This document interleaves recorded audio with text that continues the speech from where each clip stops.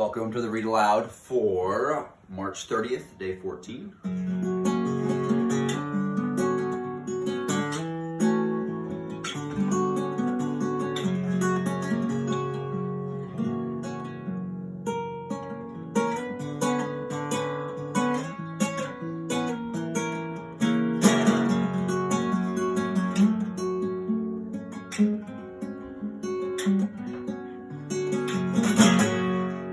Alright, let's go.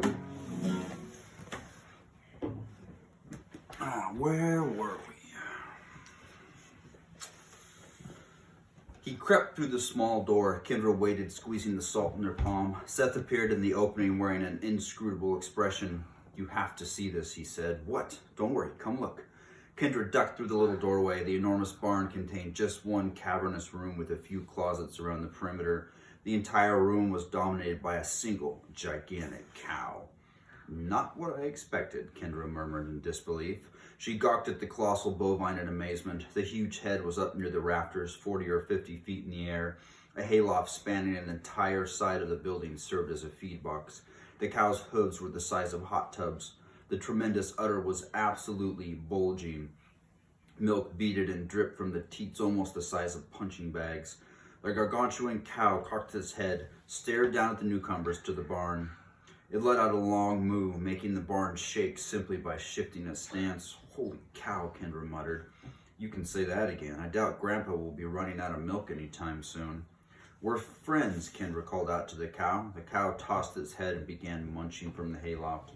"Why haven't we heard this thing before?" Seth wondered. "She probably never moos." "I think she's in pain," Kendra observed. "See how swollen the udder looks? I bet I could fill a swimming pool. Seriously. Somebody probably milks her every day, every morning, and nobody did today," Seth said. They stood and stared. The cow continued munching from the hayloft. Seth pointed at the back of the barn. "Look at that manure. Sick. The world's biggest cow pie." "You would notice that." The cow let out another bellowing complaint, the most insistent so far. They clamped their hands over their ears until the lowering stopped. We should probably try to milk her," Kendra said. "How are we supposed to do that?" Seth cried. "There has to be a way. They must do it all the time. We can't even reach her thingies. I bet that cow could tear this place apart if she wanted. I mean, look at her. She keeps getting more upset. Her udder looks like it's about to burst. Who knows what kind of power she has? Her milk lets people see fairies. The last thing we need is a gigantic magical cow running around loose. It could be total mayhem." Folding his arms, Seth surveyed the task. "This is impossible. We need to search the closets. Maybe they have special tools." "What about Grandpa?" "We're out of leads," said Kendra. "If we don't milk this cow, we could end up with a new disaster on our hands." In the closets, they found a variety of tools and equipment, but no obvious gear for milking gargantuan cows. There were empty barrels all around, in and out of closets, which Kendra figured must be used for catching milk. In one closet, Kendra found a couple of A-frame ladders. "These might be all we need," she said. "How do we even get our hands around those things?" "We don't. There has to be a gigantic milking machine," Seth said. "I don't see anything like that, but it might work if we just hug and drop." "Are you nuts?" "Why not?" Kendra said, motioning between the teats and the floor. "It isn't that far from the nipples to the ground." We're not trying to use barrels." "No, we can waste the milk. Barrels would get in the way. We just needed to relieve the pressure." "What if she steps on us?" "She hardly has any room to move. If we stay under the udder, we'll be fine." They dragged the ladders into position, one beside each of the two teats on the same side of the mammoth cow. They climbed the ladders. Only by standing one rung from the top were they high enough to grip the teat near the udder. Seth stood waiting while Kendra tried to get into position. "These feel wobbly," she said. "Balance." She hesitantly stood upright. It felt a lot higher than it had looked from the ground. "You ready?" "No. I bet this barn will hold her. We have to at least try." "Hug the thingies and slide down," Seth asked. "We'll trade off, you, then me, then you, then me, and then we'll do the other side." "How about you start it?" "You're better at this sort of stuff," Kendra said. "That's true. I milk a lot of gigantic cows. I'll show you my trophy sometime." "Seriously, you start," urged Kendra. "What if it hurts her?" "I don't think we're big enough. I'm more worried that we're not going to be able to get any out." "So I should squeeze as hard as I can," Seth confirmed. "Sure.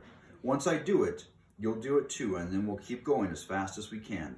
And if I ever find a giant cow milking trophy, I'll buy it for you, Kendra offered.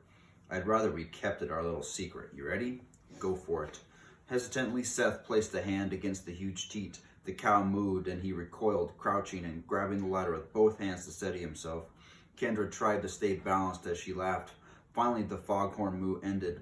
I changed my mind, Seth said. I'll count to 3, said Kendra. You go first, or I'm not doing it. I almost fell and wet my pants at the same time. 1, 2, 3. Seth stepped off the ladder, embracing the teat. He slid down it and fell to the floor along with an impressive jet of milk. Kendra stepped off and hugged the teat as well. Even with her holding tightly, it slid through her embrace faster than she expected. She hit the floor with warm milk already soaking her jeans. Seth was on his way back up the ladder. I'm already disgusted, he said, stepping off and sliding down again. This time he kept his feet when he landed. Kendra went up and slid down again, hugging as hard as she could. She descended a little more slowly, but still fell over when she hit the ground. Already milk was everywhere. Soon they fell into a rhythm, both of them landing on their feet most of the time. The engorged udder hung low, and they got better at using the teat hug to control their fall. Milk gushed copiously. While they were sliding, the teats sprayed like fire hoses. It must have been at least 70 jumps each before the output began to slacken. Other side, Kendra gasped, breathing hard. My arms are dead, Seth complained. We have to hurry. They scooted the ladders over and repeated the process. Kendra tried to pretend she was on a surreal playground where the kids waded in milk instead of sand and slid down thick, meaty poles. Kendra focused on climbing the ladder and landing as lightly as possible. She worried that if either action became routine, she could have a bad accident, spraining an ankle, breaking a bone, or worse.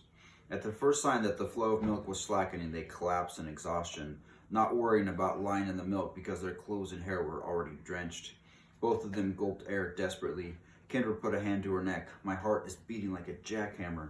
I thought I was going to puke. That was foul, complained Seth. I'm more tired than sick. Think about it. You're dripping with warm, raw milk while your face rubs down a cow's nipple about 100 times. More than that. We doused the whole barn, Seth said. I'm never drinking milk again.